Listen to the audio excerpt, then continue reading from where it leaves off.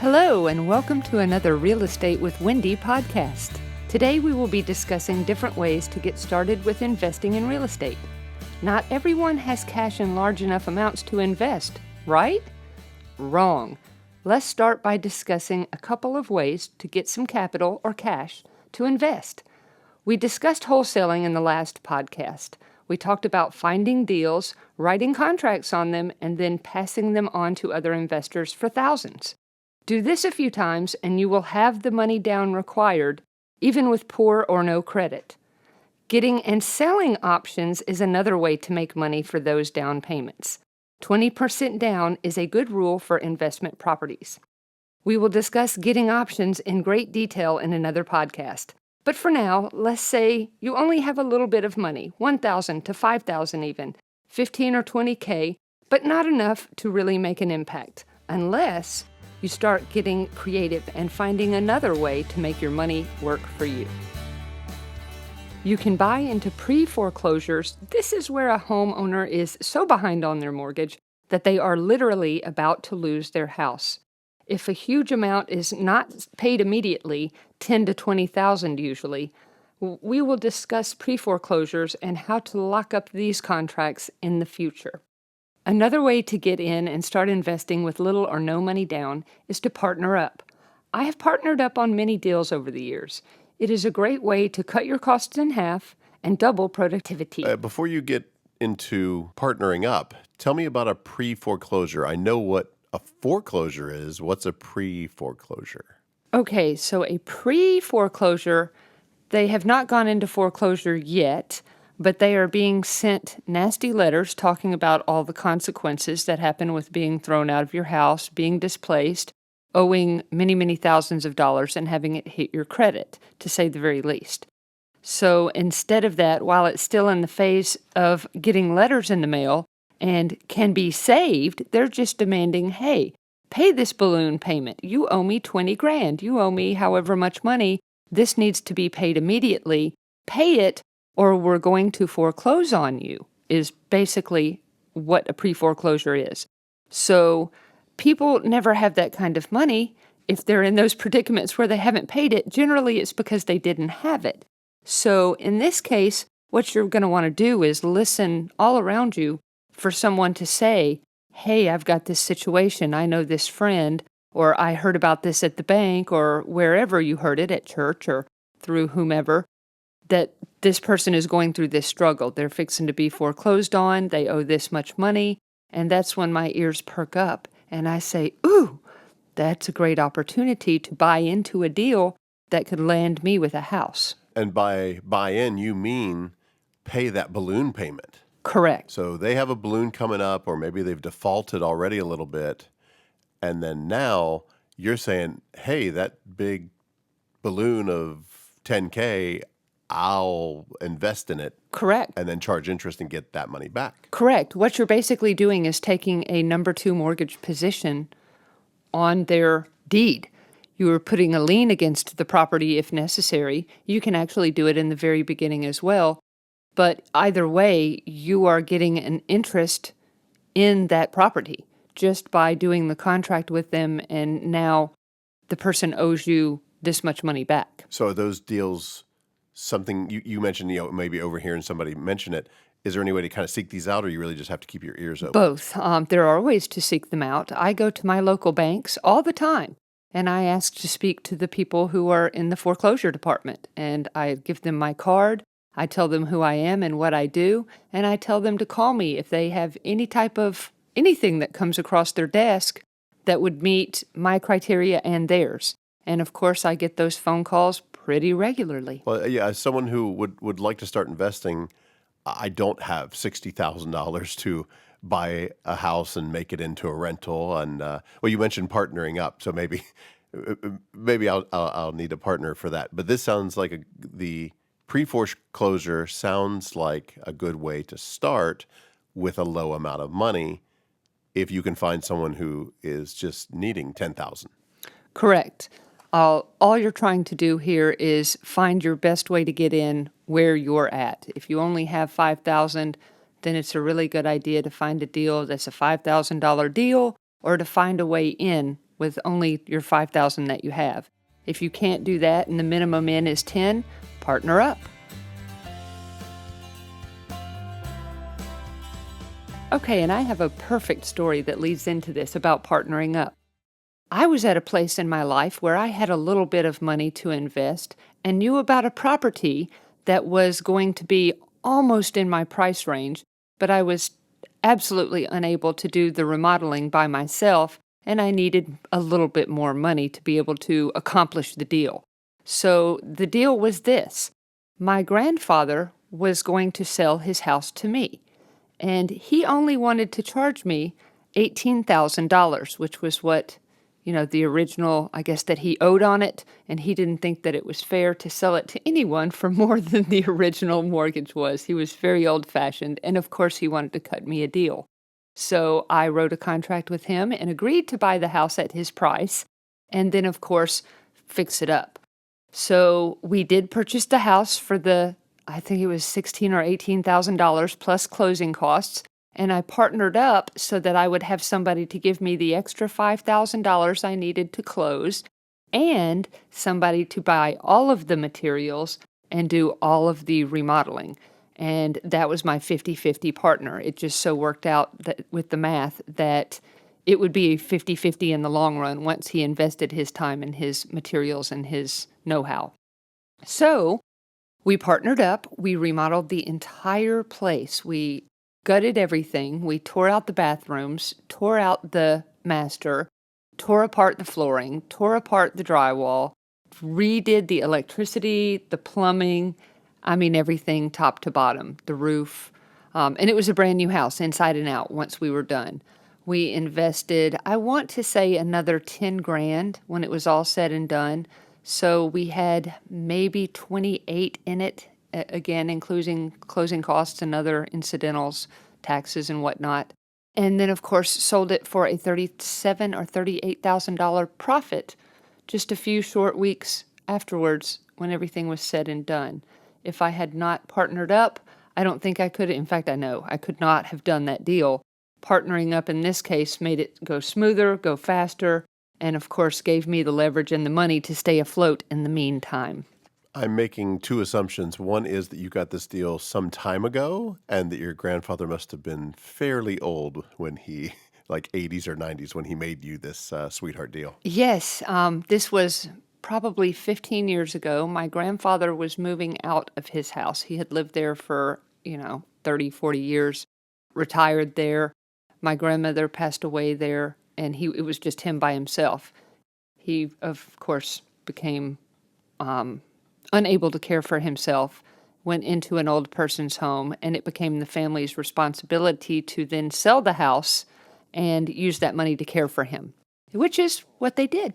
But still, that deal sounds more like it was 35 years ago, but I guess you're not that old. No, I'm definitely not. Again, I find the deals. I know where to find the deals.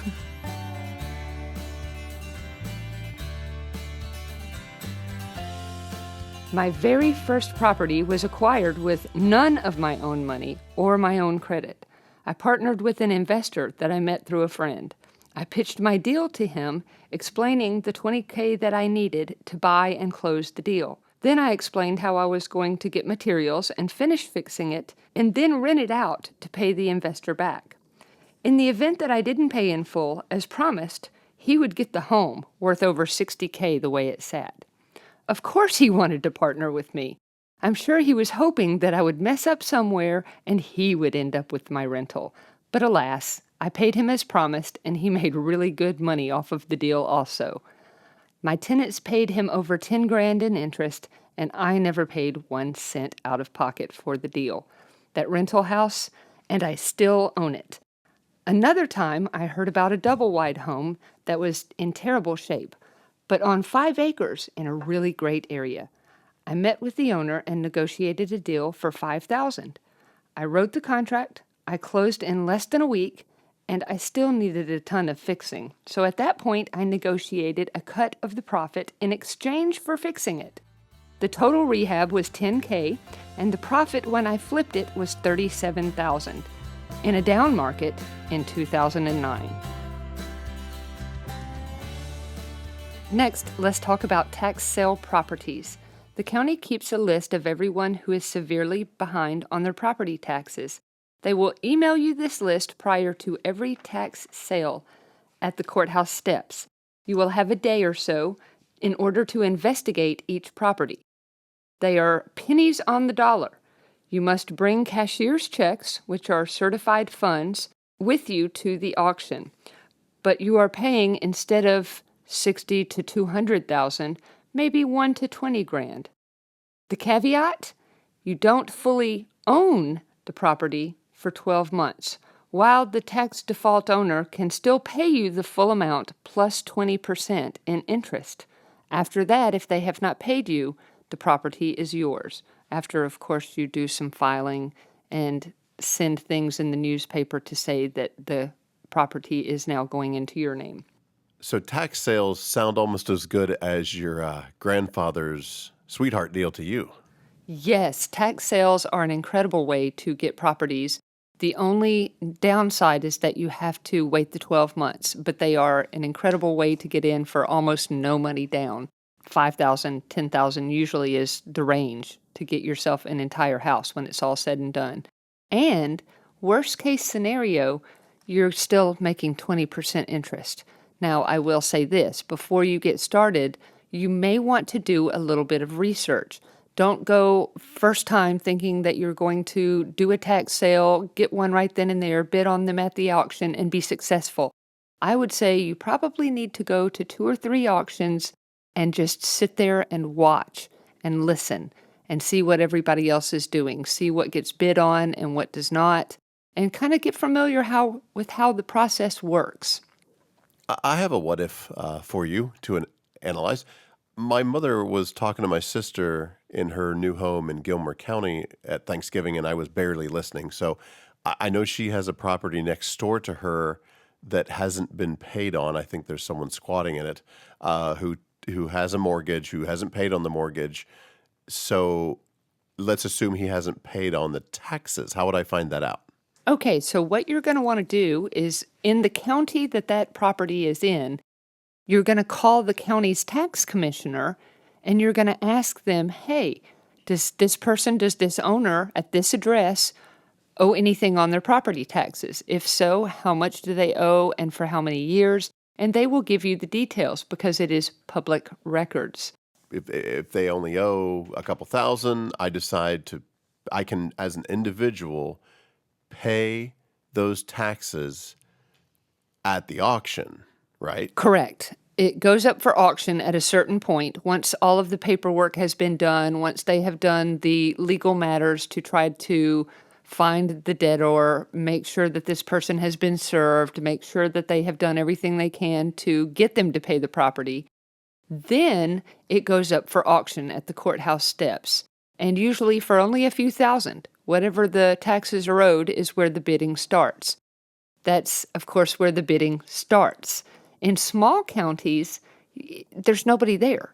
There's only a few people, and the people who are there are usually only there to bid on the property that they're interested in. Usually not your property, in fact. So there's not a ton of bidding up in some cases.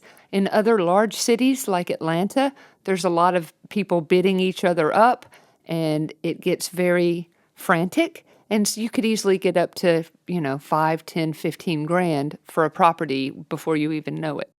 Not to say that happens every time, but it happens a lot in the larger cities. Still, 15 grand for a house is way less than 100. So the auction is really just to pay off those taxes, which gets your name on that property. Then you have to wait the 12 months. Correct. What those taxes get is an interest in the property. Once you've paid on a property, once you've put a lien on a property, once you've done something to a property, even as a contractor, let's say a contractor comes in and puts a roof on your house, and you agree to pay the contractor, but then you don't. You just say, F you, I'm not doing it. So he's not going to take the roof off of your house. He's going to go down to the courthouse and put a lien on your house and force it into sale so that he gets his money back.